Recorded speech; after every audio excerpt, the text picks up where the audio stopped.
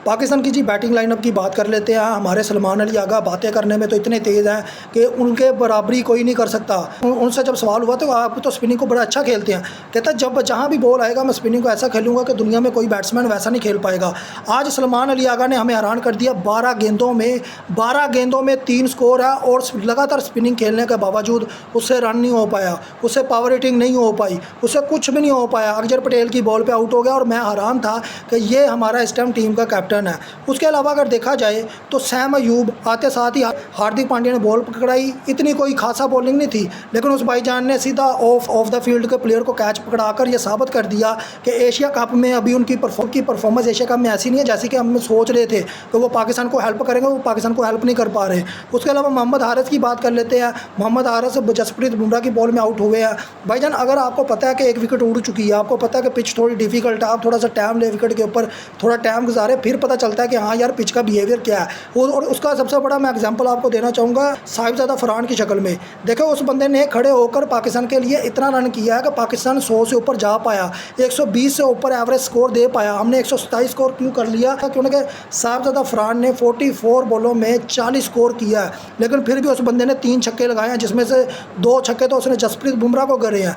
अगर आप कह रहे हैं ये बैटिंग वाली पिच नहीं थी, तो आप सुफियान मकीम की बैटिंग आखिर में देखें, जिस तरह से उसने जसप्रीत बुमराह को 2 चौके लगाए हैं। फिर आप शहीन अफरीदी की बैटिंग देखें, 16 गेंदों में 33 रन मारकर 4 छक्के उस बंदे ने मारे हैं, 4 छक्के। क्या ये वाकई पिच बैटिंग के काबिल नहीं थी? बिल्कुल थी। अगर आप इंडिया को सेकंड बारी में आकर खेलते देखेंगे तो आपको खुद पता चल जाएगा कि ये पिच बिल्कुल बैटिंग लाइनअप के मुताबिक थी, लेकिन हमारे बल्लेबाजों ने वैसा परफॉर्म नहीं किया और वो जाते गए आते गए, बस जाते गए आते गए, यही करते रहे। हम अगर फ़खर जमान को देख लें तो भाईजान ने 15 गेंदों पर 17 रन मारे। इस भाईजान का कैरियर एंड हो चुका है। ये एक ही शॉट बार बार पूरे T20 कैरियर में मारकर आउट होता रहा। इसको PSL में देख ले, ये लॉग ऑन में सीधा शॉट खेलता है और सीधा कैच पकड़ाकर घर को चलता बनता है। इस बंदे ने आज 15 गेंदों पर जी 17 रन मारा।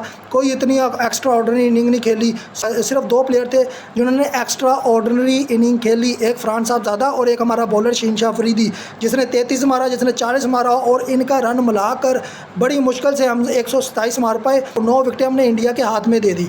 अब बात सिर्फ इतनी करूंगा कि मुझे यह बता दें कि हसन नवाज, जो कि हम कहते थे कि ये स्पिनिंग को बहुत अच्छा खेलता है, ये स्पिनिंग के लिए बहुत बड़ा डेंजरस बल्लेबाज है, लेकिन आज वो ही हसन नवाज 5 रन मारकर आउट हो गया। इसके अलावा अगर देखा जाए मोहम्मद नवाज डक पर चले गए। ये बातें मैं बार बार कह रहा हूँ कि हम कब तक इन सीनियर प्लेयर को खिलाएंगे।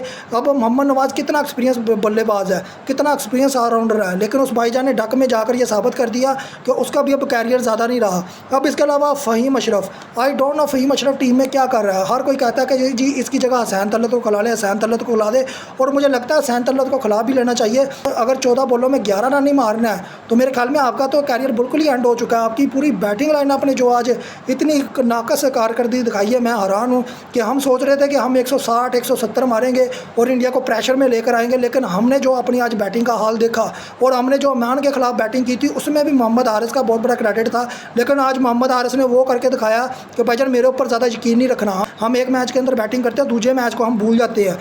इंडिया ने हमारे खिलाफ कोई इतनी खासी बॉलिंग नहीं की। अगर आप शहीन अफरीदी को देख लें, अगर आप फरहान साहबजादा को देख लें, आप सुफियान मकीम को देख लें जिसने जसप्रीत बुमराह को 2 चौके लगाए हैं, इसका मतलब ये है कि पिच के ऊपर खासा स्कोर बनाया जा सकता था। लेकिन हमारे बल्लेबाज बजाय कोई ऐसी शॉट अपनाने के जो कि बाउंड्री को शॉर्ट कर पाए, हम लॉन्ग बाउंड्रियों के ऊपर छक्के लगाने की कोशिश कर रहे थे, जबकि हमें पता था कि हमारी एवरेज इतनी नहीं है कि हम 60 मीटर या 65 मीटर की बाउंड्री को पार कर पाएँ। तो आज वही चीज़ फ़हीम अशरफ को भी महसूस हुई, तो वो बार बार बैक स्वीप मारने की कोशिश किया जा रहा था। LPW तो होना था एक टाइम पर, तो वो हो गया फ़हीम अशरफ कि मैच हारने का क्रेडिट मैं बॉलरों को नहीं दूंगा। इस मैच को अगर हम हारते हैं तो इसका सबसे ज़्यादा क्रेडिट हमारे बल्लेबाजों को है, हमारे उन बल्लेबाजों को जो कि स्पिनिंग को बहुत अच्छा खेलते थे। अगर हम फरहान साहबजादा को भी देखें तो वो भी कोई खासा स्पिनिंग को अच्छा नहीं खेल पाए। अगर देखा जाए तो उन्होंने ज़्यादा जो अटैक किया वो पेसिंग अटैक को किया। शहीन अफरीदी ने भी पेसिंग अटैक को किया, लेकिन शहीन अफरीदी ने फिर स्पिनिंग बॉलिंग को भी अटैक किया जैसे ही अटैक किया। लेकिन जो हमारे बल्लेबाज थे ना तो वो स्पिन को अच्छा खेल पा रहे थे, ना पेसिंग अटैक को अच्छा खेल पा रहे थे। बात सिर्फ इतनी करूँगा कि ऐसे बल्लेबाज जिनके ऊपर हमें यकीन था कि ये परफॉर्म करेंगे, उसमें जी सबसे पहले आते हैं सैम अयूब, कुछ नहीं कर पाए। मोहम्मद हारिस वो कुछ नहीं कर पाए। इसके अलावा सलमान अली आगा वो कुछ नहीं कर पाए। फ़खर जमान वो कुछ नहीं कर पाए। हसन नवाज वो कुछ नहीं कर पाए। तो मुझे बताएं फिर पीछे रन किसने बनाना था? रन के लिए कोई एक बल्लेबाज तो खड़ा होता है। मोहम्मद नवाज वो कुछ नहीं कर पाए। फ़हीम अशरफ वो कुछ नहीं कर पाए। यही बात सबसे बड़ी इंपॉर्टेंट है कि आपका कोई बल्लेबाज परफॉर्म करने को तैयार नहीं है। ओमान के खिलाफ भी हमें सबसे बड़ा मसला यही आ रहा था कि एक सिर्फ मोहम्मद आरिस की इनिंग थी, उसके अलावा कोई नहीं खेला। आज साहिबजादा अफरान की इनिंग थी तो उसके अलावा कोई नहीं खेला। नीचे से आगे शीन शाह अफरीदी ने थोड़ी सपोर्ट कर दी पाकिस्तान की बैटिंग लाइनअप को, लेकिन मुझे हैरानगी ये हो रही है कि हमने सीनियर खिला लिए, जूनियर खिला लिए, हमें आज तक ये नहीं पता चला कि हमने अगर स्पिनिंग को सिंगल डबल में लेकर आना तो किस तरह से स्ट्राइक रेट को रोटेट करना, हमें वो भी नहीं पता। हमने स्पिनिंग को कैसे खेलना हमें वो भी नहीं पता। हमने पेसिंग अटैक को कैसे खेलना वो भी नहीं पता। तो मुझे बताएं फिर हम क्या किसको खिलाएं? क्या गली मोहल्ले के बच्चों को लाकर बैटिंग पर खड़ा कर दें? सलमान अली आगा जो इतना मोस्ट एक्सपीरियंस प्लेयर है, जिसे स्पिनिंग अच्छी बड़ी खेलनी आती है, वो नहीं खेल पा रहा। हसन नवाज वो नहीं खेल पा रहा। मोहम्मद आरिस वो नहीं खेल पा रहा।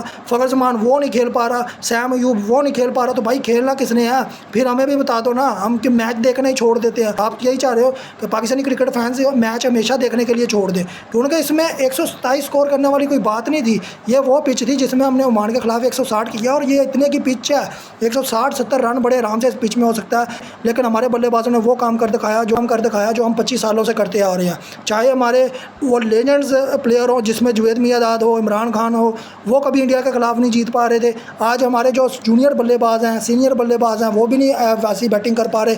तो मेरे ख्याल में फिर क्रिकेट के ऊपर हम ज़्यादा बात कर नहीं सकते। आगे आप खुद समझदार हो।